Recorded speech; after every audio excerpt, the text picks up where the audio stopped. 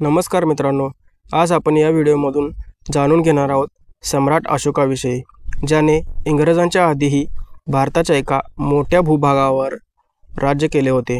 मित्रांनो, अशोकाविषयी सांगायचे तर त्याने आपल्या 40 वर्षांच्या कारकिर्दीत जवळजवळ संपूर्ण भारतीय महाद्वीपला एका छताखाली आणले होते।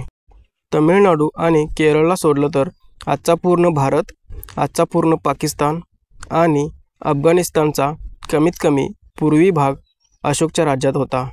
एवढेच नव्हे तर त्याने एका अशा धर्माला विश्वव्यापी धर्म बनवण्यात यश मिळवले, ज्याचे त्यावेळी खूप कमी अनुयायी होते।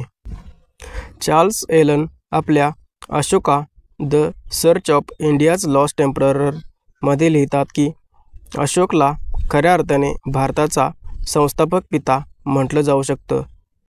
तो एक पहिला असा शासक होता ज्याने भारताला एक राष्ट्र म्हणून पेरलं। एवढेच नव्हे तर महात्मा गांधींच्याही खूप आधी त्याने अहिंसेच्या मार्गाची अवधारणा करण्यास सुरुवात केली होती। तो कदाचित जगातला पहिला राज्य असेल ज्याने कल्याणकारी राज्याची स्थापना केली।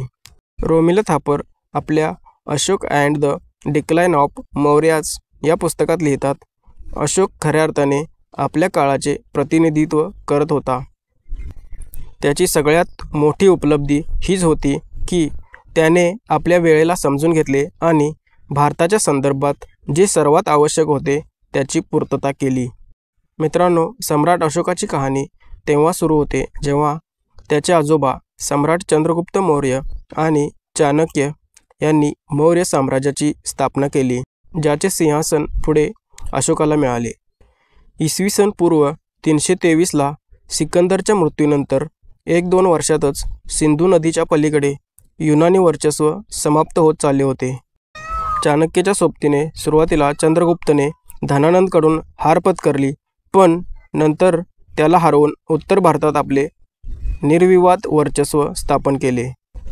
आपल्या 24 वर्षाच्या कारकिर्दीत सम्राट चंद्रगुप्त मौर्य याची सेना अजेय राहिली। इसवी सन पूर्व 303 मध्ये जेव्हा बेबीलोन आणि पर्शियाचे नवे शासक सेल्युकसने सिकंदरची हरवलेली जमीन पुन्हा मिळवण्याचा प्रयत्न केला, तेव्हा त्याला चंद्रगुप्त मौर्य यांच्याकडून हार पत्करावी लागली। चंद्रगुप्त मौर्य यांच्यानंतर बिंदुसार मौर्य साम्राज्याचे शासक बनले। एल बाशन आपल्या द वंडर दॅट वॉज इंडियामध्ये लिहितात, बिंदुसार यांचा मुलगा सुसीमा हा गादीचा वारस होता आणि असं मानलं जात होते की त्याच्यानंतर तोच मगधच्या गादीवर बसेल, कारण तो सर्वात मोठा होता। बिंदुसारच्या उत्तराधिकाराच्या यादीत अशोकाचे नाव खूप खाली होते। तो छोट्या उंचीचा आणि जाड होता। त्याला त्वचेचा आजार होता, ज्यामुळे तो कुरूप दिसत होता। त्यामुळेच सम्राट बिंदुसार त्याच्यापासून लांब लांब राहत होते आणि त्यांना वारस बनवायच्या सूचीतून हटवलं गेलं होतं। त्यामुळेच जेव्हा राजधानी पाटलीपुत्रपासून खूप दूर तक्षशिलामध्ये जेव्हा विद्रोह झाला, तेव्हा तो शमवण्यासाठी बिंदुसारने अशोकाला पाठवले। त्यानंतर त्याला मध्य भारतात उज्जैनमध्ये सम्राटाचा राजप्रतिनिधी म्हणून पाठवण्यात आलं होतं। तेथे विदिशामध्ये एका स्थानिक व्यापाऱ्याची मुलगी महादेवी साक्या कुमारी हिच्यासोबत अशोकाला प्रेम झाले आणि त्याने लग्न केले। तिच्यापासून अशोकाला पुढे एक मुलगा महेंद्र आणि मुलगी संघमित्रा झाले, ज्यांना नंतर अशोकाने बौद्ध धर्माच्या प्रचारासाठी श्रीलंकेला पाठवले होते। जेव्हा अशोक सम्राट झाला तेव्हा महादेवीने पाटलीपुत्रमध्ये राहण्याऐवजी विदिशामध्येच राहणे पसंत केले। असे म्हटले जाते की महादेवी बौद्ध होती आणि त्यावेळी विदिशा हे बौद्ध धर्माचे केंद्र होते। बिंदुसारने सुसीमाला आपला उत्तराधिकारी निवडले होते, पण इसवी सन पूर्व 274 मध्ये आणखी एक विद्रोह झाला, ज्याला शमवण्यासाठी सुसीमाला पाठवण्यात आले। हा विद्रोह पहिल्या विद्रोहापेक्षा खूप गंभीर होता, त्यामुळे सुसीमाला खूप कालावधीसाठी तक्षशिलामध्ये राहावे लागले। या दरम्यान बिंदुसार अतिशय गंभीरपणे आजारी पडले आणि त्यांनी सुसीमाला परत बोलावून अशोकाला तिकडे जाण्याचा आदेश दिला. याच दरम्यान अशोकाचे समर्थक मंत्री राधागुप्त यांनी राजकीय आदेश रोखण्याचा प्रयत्न केला. या दरम्यानच बिंदुसार यांचा मृत्यू झाला. जेव्हा सुसीमा पाटलीपुत्रमध्ये आला तेव्हा त्याला कळले की त्याचा भाऊ अशोक याने गादी काबीज केली आहे. 4 वर्ष सत्तेसाठी झालेल्या संघर्षात पाटलीपुत्रच्या पूर्व दरवाजावर सुसीमाची झालेली हत्या हे पहिले चरण होते. या दरम्यान अशोकाने आपल्या 99 सावत्र भावांचीही हत्या केली अशी दंतकथा आहे. सुनील खिल्नाने आपल्या इनकार्नेशन्स इंडिया इन 50 लाईव्ह्ज या पुस्तकात लिहितात, मारल्या गेलेल्या भावांची संख्या वास्तवात 6 होती, पण यात काहीही संदेह नव्हता की गादीसाठी चाललेला रक्तरंजित संघर्ष बरेच वर्ष चालू होता. तेव्हा अशोक 34 वर्षांचा होता. अशोकाविषयी सांगितले जाते की त्याने इंग्रजांच्याही पूर्वी भारताच्या एका मोठ्या भूभागावर राज्य केले होते. तो भारतीय इतिहासातला पहिला चक्रवर्ती राजा मानला जातो.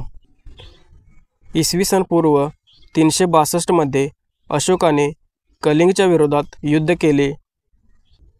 या युद्धात जवळजवळ 1 लाख लोक मारले गेले आणि युद्धानंतर झालेल्या परिस्थितीमुळे तेवढेच लोक मारले गेले. 1.5 लाख लोकांना एकतर बंदी बनवण्यात आले किंवा निर्वासित करण्यात आले. मारल्या गेलेल्या लोकांमध्ये बहुतांश लोक असैनिक होते. कलिंगमधील जवळजवळ 20% लोक मारले गेले होते, तर 35% लोक युद्धाच्या परिणामांमुळे प्रभावित झाले होते, असे काही इतिहासकारांचे म्हणणे आहे. हा एक मोठा नरसंहार होता. या विजयाने अशोकाच्या साम्राज्याला बंगालच्या खाडीपर्यंत पोहोचवले. पुढची 37 वर्ष त्याचे यावर आधिपत्य राहिले, पण हा विजय एवढा भयानक आणि रक्तरंजित होता की त्यामुळे अशोकाचे मन दुःखाने पिळवटून गेले. त्याने सार्वजनिक स्वरूपात यावर खेद व्यक्त केला आणि त्यानंतर त्याच्या आयुष्यात एक मोठा बदलाव घडून आला.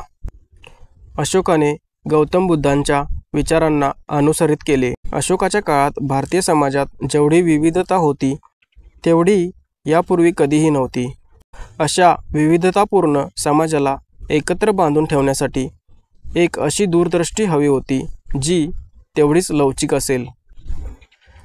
चार्ल्स एलन लिहितात, कलिंगच्या युद्धाने सम्राट अशोकाला एक नाममात्र बौद्धापासून एक धार्मिक बौद्ध बनवले.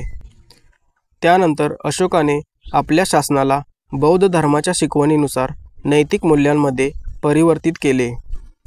एका चांगल्या शासकाप्रमाणे अशोकाने स्वतःला आपल्या जनतेसाठी उपलब्ध केले. त्याने आपले संदेश प्राकृत भाषेत लिहिले, जी तेव्हा बोलली जाणारी सर्वसामान्य भाषा होती. अशोकाची लेखनशैली मौर्य साम्राज्यापेक्षा वेगळी होती. त्याने आपले संदेश सर्व लोकांना वाचता यावेत म्हणून प्राकृत भाषेचा उपयोग केला. अशोकाचे बहुतांश शिलालेख प्राकृत भाषेतील ब्राह्मी लिपीत होते. काही शिलालेख ग्रीक आणि अरमाही भाषेतही आढळले आहेत. अशोकाने पूर्णपणे बौद्ध धम्म आत्मसात केला आणि बुद्धाचा मार्ग स्वीकारला. अशोकाचे सर्वात प्रभावशाली विचार त्याच्या 12व्या शिलालेखात आहेत, ज्यात धार्मिक सहिष्णुतेवर जोर दिला गेला आहे. अशोकाने याला वाक्संयम म्हटले आहे, ज्यामध्ये लिहिले आहे की जो कोणी आपल्या धर्माच्या अतिशय भक्तिपोटी त्याचे गुणगान करत असतो आणि इतर धर्मांची निंदा करत असतो, तो आपल्याच धर्माची हानी करत असतो. त्यामुळे विविध धर्मांमध्ये मेळ असला पाहिजे. सगळ्यांनी दुसऱ्यांच्या विचारांना ऐकले पाहिजे आणि त्याचा आदर केला पाहिजे. सम्राट अशोकाने आपल्या राज्यात अनेक बौद्ध विहार आणि स्तूप बनवले. बौद्ध धर्माच्या प्रचारासाठी आणि प्रसारासाठी अनेक बौद्ध भिक्खू आणि भिक्खुनींना परदेशात पाठवले. अशोकाच्या आधीही गौतम बुद्धांनी आपले अनेक शिष्य धर्मप्रचारासाठी निरनिराळ्या दिशांना पाठवले होते, पण धर्मप्रचाराची सुनियोजित योजना अशोकानेच सर्वात प्रथम केली। त्याने स्वतः बौद्ध धर्म स्वीकारल्यापासून 2 वर्षांच्या आतच दक्षिणेस सिलोन, आजचे श्रीलंका, म्हैसूर, मुंबई किनारा, महाराष्ट्र व कोकण या प्रांतात, तसेच उत्तरेस काश्मीर आणि हिमालयाच्या पलीकडले देश, पूर्वेकडे ब्रह्मदेशात पेगूपर्यंत आणि पश्चिमेस काबूल कंदाहारपर्यंत धर्मप्रचारक पाठवले। अशोकाने आपल्या राज्यात वाटसरूंचे हाल कमी करण्यासाठी रस्तोरस्ती दाट छायेचे वृक्ष लावले होते। अर्ध्या कोसाच्या अंतरावर विहिरी खणल्या होत्या, धर्मशाळा बांधल्या होत्या। अशोकाने माणसांसोबत जनावरांसाठीही दवाखाने बांधण्याचा प्रघात घातला होता, जो 18व्या शतकापर्यंत भारतात चालू होता। त्याने औषधी वनस्पतींच्या बागाही लावल्या होत्या। इसवी सन पूर्व 232 मध्ये सम्राट अशोकाचा मृत्यू झाला। मौर्य वंश एकूण 147 वर्ष चालला। अशोकाच्या काळात मौर्य साम्राज्य त्याच्या सर्वोच्च शिखरावर होते। त्याच्या मृत्यूनंतर मौर्य साम्राज्याच्या पतनास सुरुवात झाली। मित्रांनो, अशोकाच्या मृत्यूनंतर अशोकाला आणि बौद्ध धर्माला हळूहळू भारतातील लोक विसरून गेले। पण 19व्या शतकात अशोकाच्या राजकालाचा पुन्हा शोध केला ब्रिटिश इतिहासकार विल्यम जोन्स आणि जेम्स प्रिन्सेप यांनी। त्यांनी ब्राह्मी लिपीचा अर्थ लोकांना समजावला। मित्रांनो, आपल्या राष्ट्रध्वजाच्या तिरंग्यातही मध्यभागी अशोक चक्र आहे। तसेच अशोकाचे 4 सिंहाचे राजचिन्ह आजही आपले राष्ट्रचिन्ह आहे। मित्रांनो, अशोकाने एक कल्याणकारी राज्य निर्माण केले आणि त्याचे जीवन आपल्यासाठी आजही प्रेरणादायी आहे। मित्रांनो, तुम्हाला हा व्हिडिओ कसा वाटला हे कमेंट्स करून सांगा। व्हिडिओ आवडला असेल तर लाईक करा, शेअर करा आणि चॅनेलला सबस्क्राईब करा। धन्यवाद।